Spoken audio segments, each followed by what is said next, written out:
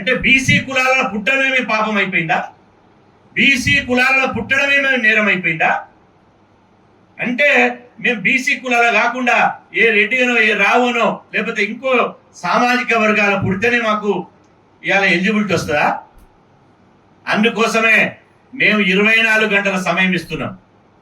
మీరు తక్షణమే మీ కుట్రలని జేఎన్‌టూ రిజిస్ట్రార్ను తొలగించే కుట్రలని తక్షణమే విరమించుకోవాలి. ఖబర్దార్, హెచ్చరిస్తున్నాం. అగ్గి రాజేస్తాం రాష్ట్రంలో. బిడ్డ ఏమనుకుంటారో? రాష్ట్ర బంద్ ఎట్ట చేసినాం? మొన్న రాష్ట్ర బంద్ ఎట్ట చేసినాం? కాక్రోజ్ ఉద్యమం ఎట్ట నడిచింది? జంజీ ఉద్యమం ఎట్టొచ్చింది? ఈ ఉద్యమాలు వస్తూ కూడా మీకు సిగ్గు వస్తలేదా? మీకు ఏమాత్రం సిగ్గు అనిపిస్తలేదా?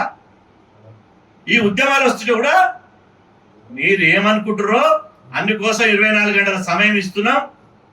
ఇవాళ 24 గంటల తర్వాత ఓయూలో ఉస్మానియా యూనివర్సిటీలో అన్ని విద్యార్థి యువజన ఎస్సీ ఎస్టీ బీసీ మైనార్టీలతోటి రౌండ్ టేబుల్ సమావేశం పెడతాం.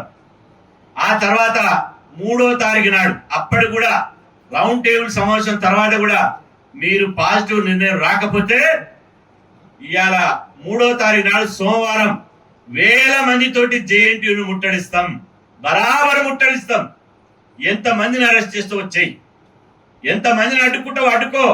రాష్ట్ర వ్యాప్తంగా పిలిపిస్తాం. మొత్తం రాష్ట్రం అంతా బీసీలు ఎక్కడికెక్కడ చెలో జేఎన్టీ అని పిలిపిస్తాం. ఎక్కడ ఉన్న బీసీలంతా వేల మంది జేఎన్టీకు రావాలి. అక్కడే కూర్చుంటాం, అక్కడే వంట వార్పు పెడతాం, ఆయనే బైఠాయిస్తాం. ఏం చేస్తారో, ఎంతమంది అరెస్ట్ చేస్తారో, ఎంతమంది కేసులు పెడతారో చూసుకుందాం. ఇక బిడ్డ ఓట్ల కోసం మా దగ్గర రారా?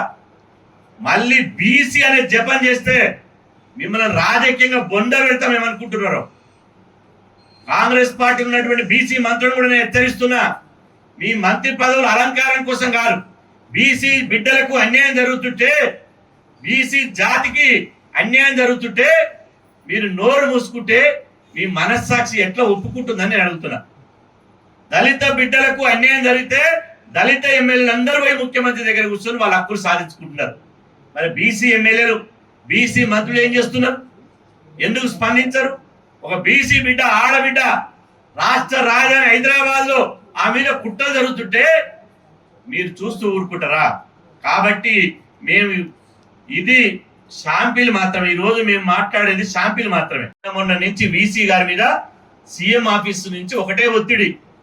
వీసీ కిషన్ కుమార్ రెడ్డి గారికి సీఎం ఆఫీస్ నుంచి ఒత్తిడి. ఏమని? ఆమెను తీసేయండి. ఒక బీసీ మహిళను 45 రోజులకే అవమానకరంగా తీసేయండి. ఇంకో రిజిస్ట్రార్ నియమించండి. తీసేయడానికి ఏమైనా కారణం ఉందా? పేపర్ లీక్ చేసిందా?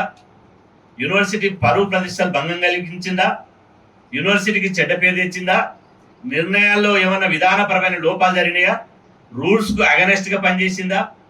లేదా అవినీతిమయమైందా? లేదా ఏమైనా లంచాలు తీసుకుంటూ రెడ్ హ్యాండ్ గా దొరికిందా? ఇవేమీ లేవు. వాళ్ళ కంటికి బీసీ, ఒక బీసీ మహిళ. ఎంత దుర్మార్గం ఇది! తెలంగాణ వచ్చి ఈ తెలంగాణ గద్దలపాలైంది. తెలంగాణ ఒక మాటలు చెప్పాలంటే ఇది గద్దలపాలైనట్టు అయిపోయింది తెలంగాణ.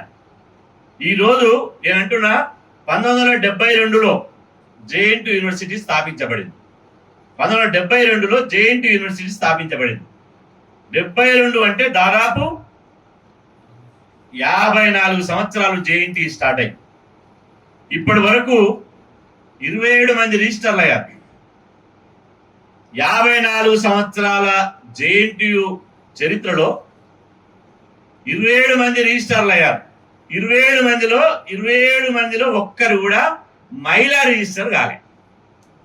ఒక్కరు కూడా మహిళా రిజిస్ట్రార్ కాలే. ప్రప్రథమంగా స్వాతంత్రం వచ్చినప్పటి నుంచి, జేఎన్‌టీయూ పుట్టినప్పటి నుంచి మొదటిసారి అది ప్రతిభతోటి, మెరిట్ తోటి, సీనియారిటీ తోటి మొదటిసారి ఒక మహిళ జేఎన్‌టీయూ రిజిస్ట్రార్ అయితే ఎందుకింత కడుపుమంట?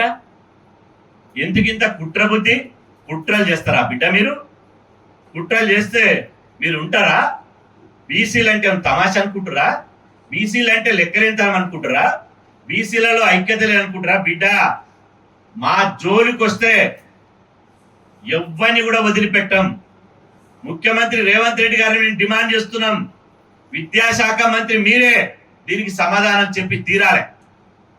మేము ఖచ్చితంగా రాహుల్ గాంధీ ఇల్లు ముట్టడిస్తాం, ప్రియాంక గాంధీ ఇల్లు ముట్టడిస్తాం. అమ్మా ప్రియాంక అమ్మా ఇవాళ తెలంగాణ ఇన్ఛార్జ్ ఎవరు? కాంగ్రెస్ పార్టీకి మీనాక్షి నటరాజన్ గారు. ఆమె ఎవరు? మహిళ. పిసిసి అధ్యక్షుడు ఒక బీసీకి ఇస్తారు, మహేష్ కుమార్ గౌడ్ గారికి ఒక బీసీని గొంతుకొస్తారా?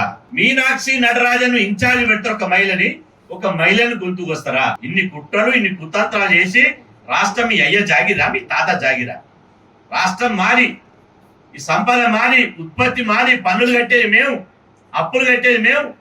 ఇవాళ కుర్చీల మీద కూర్చొని దొంగ నాటకాలు ఆడతారా? కుట్రలు కుతంత్రాలు చేస్తారా? అంటే బీసీలు బతకొద్దిగా. బీసీలు ప్రొఫెసర్లు కావద్దు, రిజిస్టర్లు కావద్దు, హెచ్ఓడీలు కావద్దు, చదువుకోవద్దు, నామినేటెడ్ పదవులు తీసుకోవద్దు, డీజీపీలు కావద్దు, సిఎస్లు కావద్దు. ఇక ముఖ్యమంత్రి పీఠం అయిపోతే అసలే చూడొద్దు. ఎందుకంటే 2034 వరకు నేనే సీఎం. ఇది రాజరికం అనుకుంటున్నావా? ఇదేమన్నా రాసుకొచ్చుకున్నావా 2034 అని? రాజరిక పరిపాలన కూడా 2034 వరకు అని ఒకటి చెప్పాడు. కాబట్టి ఈ పద్ధతి మార్చుకో, లేకపోతే మాత్రం ఇక పార్లమెంట్ నడుస్తుంది, మేము పోతాం పార్లమెంట్ కాడికి. అమ్మా ప్రియాంక గాంధీ, ఇక్కడ మాటలు మాట్లాడుతున్నావు, నీ పరిపాలన ఇస్తున్న తెలంగాణలో ఒక మహిళా ప్రొఫెసర్ను మీ వాళ్ళు వేరించి మానసికంగా ఇబ్బంది పెట్టి ఒక రిజిస్టర్ పదం ఉంటే తీసేయాలని చూస్తున్నారని చెప్పి ఇవాళ 1000 మంది మహిళలు తీసుకుపోయి ఆడ పెడతా.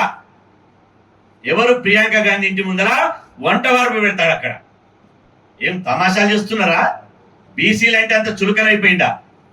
అగ్గి బీసీలను ముట్టుకుంటే బీసీలు నిప్పు లాంటి వాళ్ళు బిడ్డ, గుర్తు పెట్టుకోండి. నిప్పును ముట్టుకుంటే ఎట్లయితుంది? కాంగ్రెస్ ప్రభుత్వం నిప్పుతో చెలగాటం ఆడుతుంది, గుర్తు పెట్టుకోండి. నిప్పుతో చెలగాటం ఆడితే మీ చేతులే కాలుతాయి.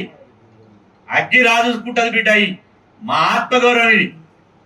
ఒక జేఎన్టీ రిజిస్టర్ పోస్ట్ ఒక్క మనిషిది కాదు ఇది తెలంగాణ రాష్ట్రంలో 2.5 కోట్ల మంది ఆత్మ గౌరవ సమస్య. ఇక్కడ అవమానకరమైన రీతిలో తీసేస్తే మేము ఊరుకుంటామా? మా మనోభావాలను దెబ్బతీస్తే ఊరుకుంటామా? మమ్మల్ని అంచివేస్తే ఊరుకుంటామా? తిరగబడి తరిమి కొట్టే రోజులు తెచ్చుకోవద్దని చెప్పి కాంగ్రెస్ ప్రభుత్వాన్ని తీవ్రంగా హెచ్చరిస్తున్నా.